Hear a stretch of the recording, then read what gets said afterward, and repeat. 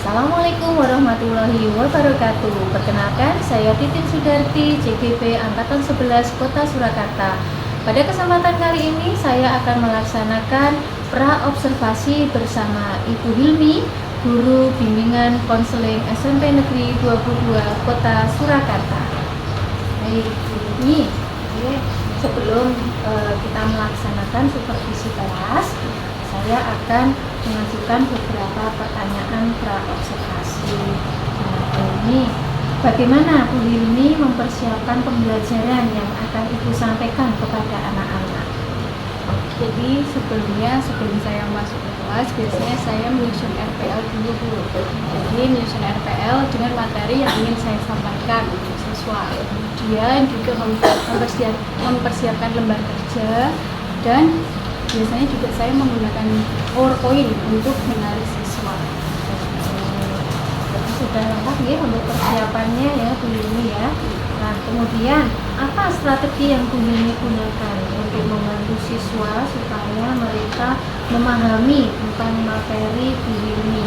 Untuk pertemuan ini dengan materinya etika pergaulan dengan teman sebaya ya. Nah, bagaimana strateginya? Jadi saya biasanya agar siswa paham dengan materi yang saya sampaikan, biasanya saya memberikan kadang beda-beda ya Bu ya. Kadang menggunakan video pendek dulu atau menggunakan pertanyaan-pertanyaan pemantik untuk mengetahui ilmu dasar yang sudah diketahui oleh siswa, yaitu memancing-mancing dulu apakah siswa ini udah paham dengan materi ini sebelumnya atau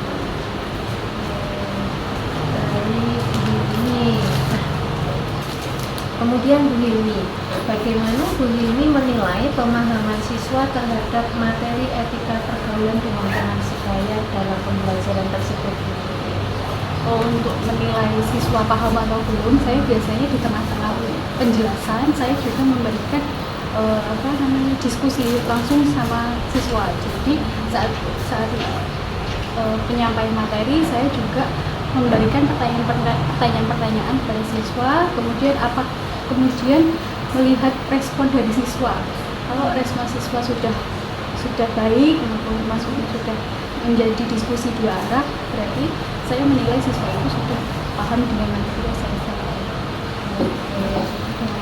Salah satunya adalah melihat respon siswanya gitu ya. Nah, Bu Hilmi, apakah ada hal-hal yang menjadi kekhawatiran Ibu dalam pelaksanaan pembelajaran yang akan disampaikan? Itu saya biasanya kepikirannya apakah siswa bosan dengan cara penyampaian materi saya. Kemudian saya berpikir lagi bagaimana siswa dapat tertarik lagi dengan materi yang saya sampaikan, mungkin dengan pemberian ice cream dulu, kemudian membagi siswa ke beberapa kelompok, kemudian siswa diberi waktu untuk diskusi. Kekhawatiran, tetapi Bu Hilmi juga sudah memikirkan ya, supaya kekhawatiran Bu Hilmi tadi bisa diminimalisir. Baik Bu Hilmi, jangan khawatir, saya yakin Bu Hilmi nanti pasti bisa mengkondisikan kelas sehingga anak-anak dapat mengikuti pembelajaran secara aktif. Namun mungkin ada beberapa hal yang bisa saya sampaikan ke Bu Hilmi supaya kekhawatiran Bu Hilmi tadi tidak terjadi seperti itu. Nah, tadi Bu Hilmi sudah menggunakan PowerPoint, itu sudah sangat bagus Bu Hilmi, tapi mungkin kedepannya bisa ditambahkan lagi dengan hal-hal yang menarik selain dari PowerPoint, karena kadang PowerPoint itu kan tidak ada suaranya ya. Nah, mungkin kita bisa memberikan efek suara seperti itu yang lebih menarik perhatian anak untuk konsentrasi di kelas. Kemudian tadi memberikan pertanyaan pemantik yang di situ nanti membuat siswa itu menjadi lebih aktif untuk menjawab, lebih aktif untuk menyampaikan apa yang dia pikirkan. Kemudian ini juga bisa memberikan apresiasi untuk siswa-siswa yang sudah menyampaikan apa yang dia pikirkan, apa yang ingin dia sampaikan dengan baik di kelas. Seperti itu ini.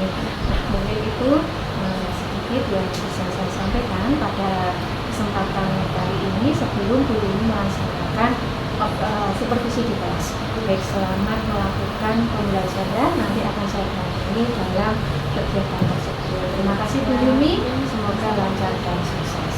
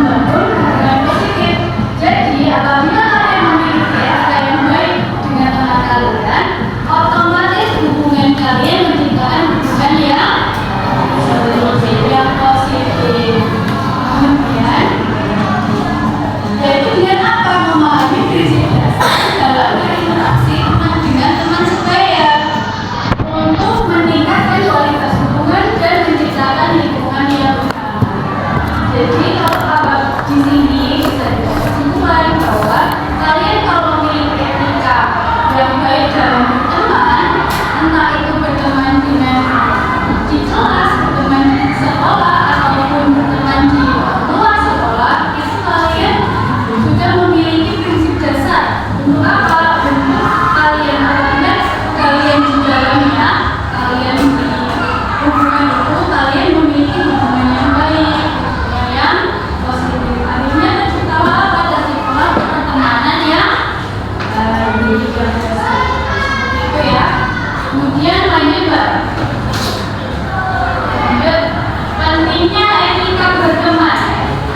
Di sini ada yang nggak punya teman? Ada yang nggak punya teman di sini? Tidak ya, semua punya teman ya. Jadi ini pentingnya pentingnya etika berteman. Sampai ini etika berteman membangun kita memahami nilai-nilai seperti apa? Kejujuran, kemudian respect, kemudian empati. Kita bahas dulu. Maksudnya apa? Kenapa kalian di dalam pertemanan kalian harus ada kejujuran, respect, dan empati? Apa maksudnya? Untuk meyakinkan teman apabila kita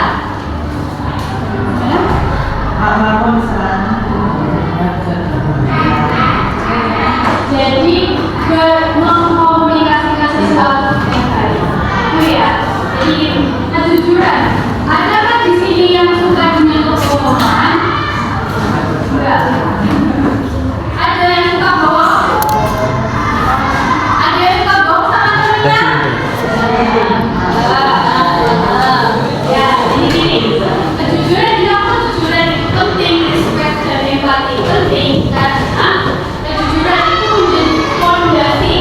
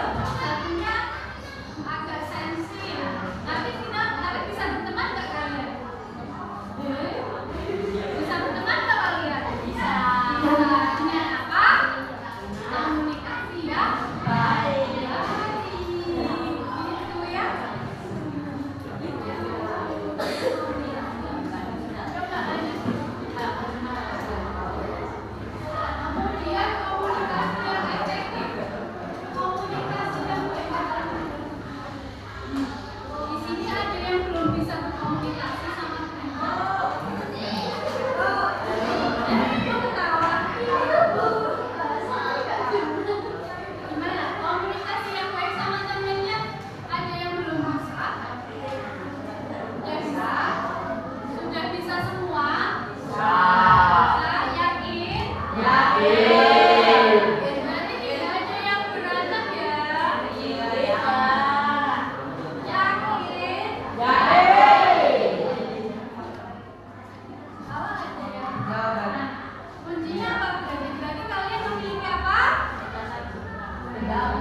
Komunikasi yang efektif. Dengan siapa? Teman. Komunikasi efektif apa ya? Berarti untuk pendidikan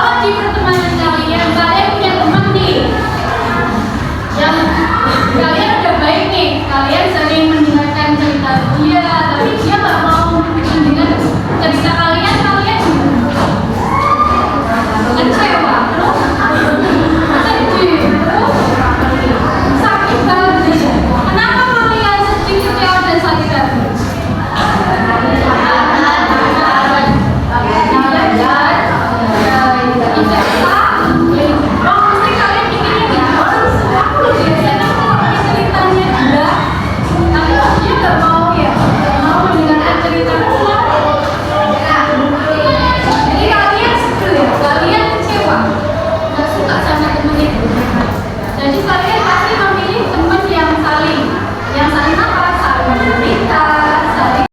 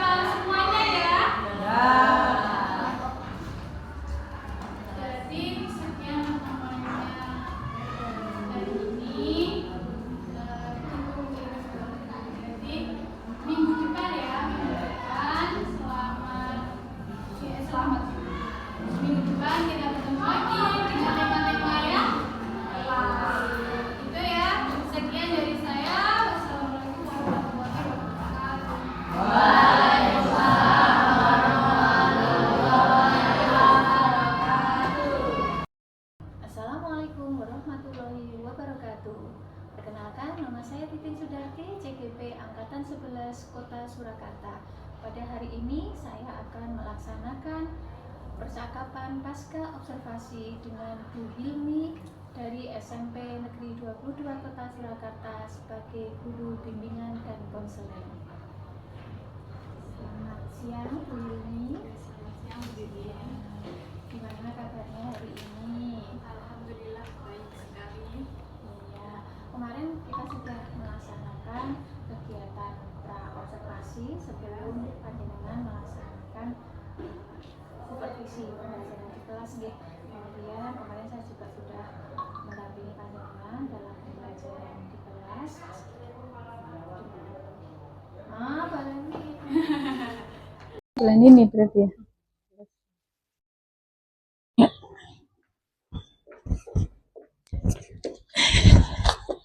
Iya, baik Bu Hilmi. Saya lanjutkan nggih untuk beberapa pertanyaan lagi.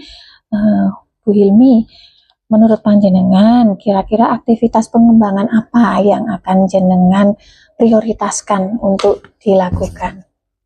Jadi kalau dari saya mungkin bisa mencari informasi-informasi mungkin dari PMM atau dari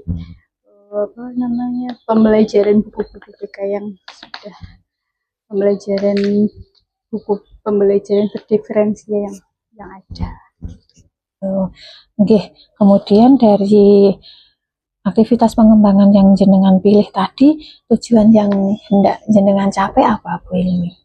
Tujuannya berarti pembelajaran bisa lebih menarik dan variatif sih Bu. Itu yang sangat ingin saya capai karena itu sangat berpengaruh dalam pembelajaran untuk siswa. Iya, baik. Berarti pembelajaran lebih aktif nggih, lebih aktif dan anak-anak lebih kreatif seperti itu. Kemudian untuk mengetahui tujuan tadi sudah tercapai, itu ukuran keberhasilannya apa menurut panjenengan? Menurut saya tujuannya bisa tercapai dari perilaku siswa nggih Bu, berarti otomatis itu yaitu siswa bisa lebih aktif dalam berdiskusi, bisa lebih berpikir kritis dalam mencurahkan pendapatnya, jadi lebih berani gitu untuk menyampaikan pendapatnya. Iya, baik.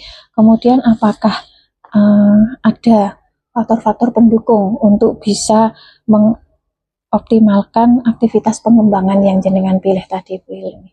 Kalau dari tadi kan saya menjadinya dari IPM, berarti dari perangkat saya bisa mumpuni dengan tertaut internet, jadi bisa saya aktif mencarinya di PMM seperti itu.